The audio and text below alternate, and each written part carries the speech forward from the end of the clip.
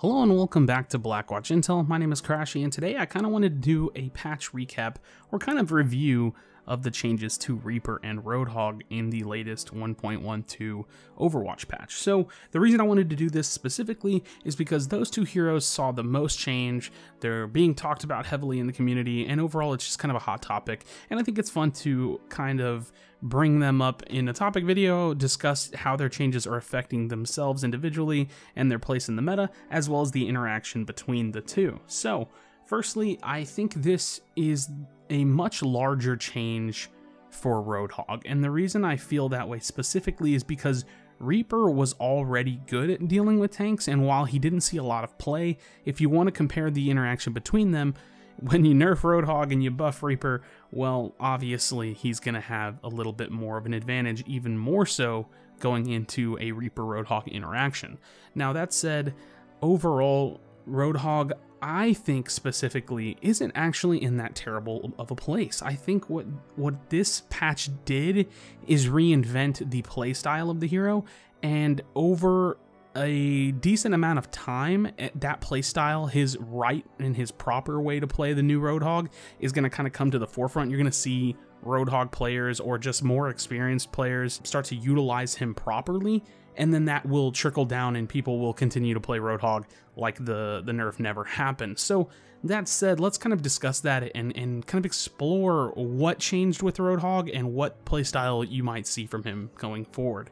So Roadhog undeniably had a pretty ridiculous asset in his former skill set, and that was the ability to hook and one-shot most anyone in the Overwatch roster. So the problem with that was that he was just getting a little bit too much value out of his kit and his position in the game. So overall, Roadhog is a tank. He is someone that should be at the front line, you know, near his team, able to peel, able to soak damage, and it felt like there was more value in looking for picks specifically and flanking with Hog than there was, you know, peeling for your team and being in the front line. So I think that's what's important to note about this particular version of Roadhog. That kind of flanking solo carry Roadhog playstyle has more or less diminished with the inability to secure kills solo, and he's much more of the frontline supporty, being able to peel type Roadhog that if you displace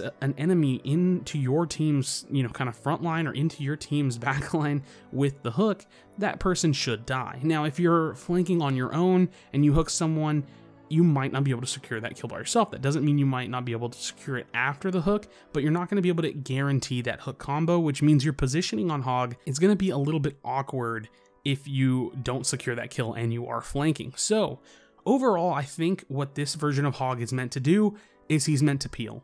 I think he's meant to have a strong ultimate like he already has. He's meant to stay in the front line. He's meant to be close to his healers, and he's meant to use the hook to create a pick, but not get a pick on his own.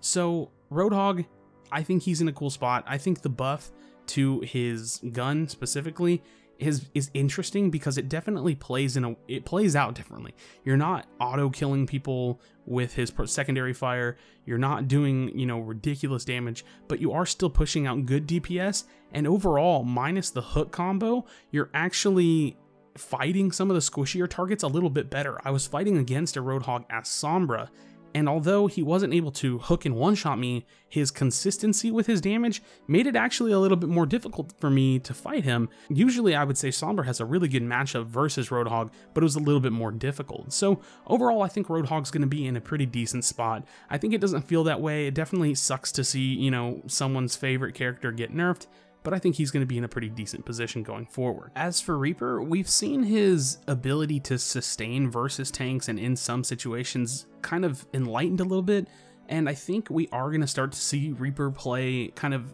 go up a little bit here in the next coming months, but overall I don't really feel like he's changed too much. I think there's a lot of kind of communication and dialogue started about the possibility of this godly version of Reaper we have, and undeniably he is very hard to deal with.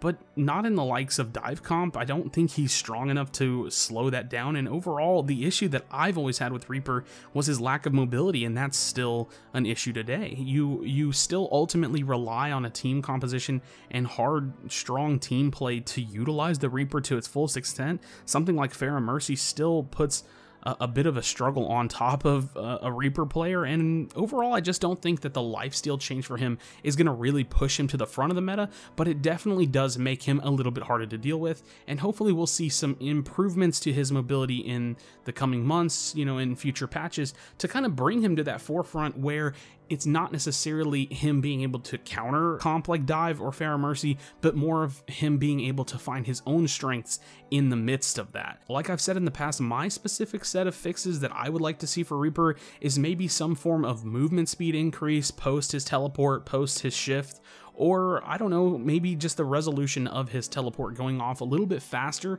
so he could be a little bit more mobile and not just have one dead ability in his kit. So overall, I think as a recap for Roadhog and Reaper, Roadhog is just a different playstyle. I think he's going to overall be a pretty strong hero. I think we're going to see his usage rise up here in the coming months as people change the way they play him, find ways to use him more as a team, and actually coordinate better with Roadhog, because ultimately the whole hog ultimate is still very, very strong, and I don't think that's going to go anyway anytime soon, and he is still a decent counter to Winston and to some versions of flankers, so it's still possible to use him as a peeler and to use him to soak up damage and be in that front line, while not being as much of a single kind of hard carry that he used to be. As for Reaper, I think the usage of Reaper will go up a bit. I'm not sure if we'll see him in any form of pro play. I kind of expect to see McCree go up into pro play, you know, faster than we see any form of changes in terms of the pick percentage for Reaper.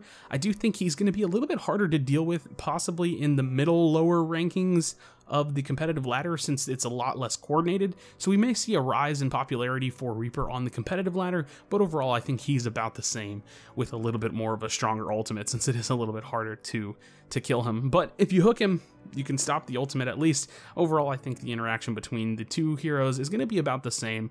Reaper is still going to dominate Roadhog all in all, but we'll have to see.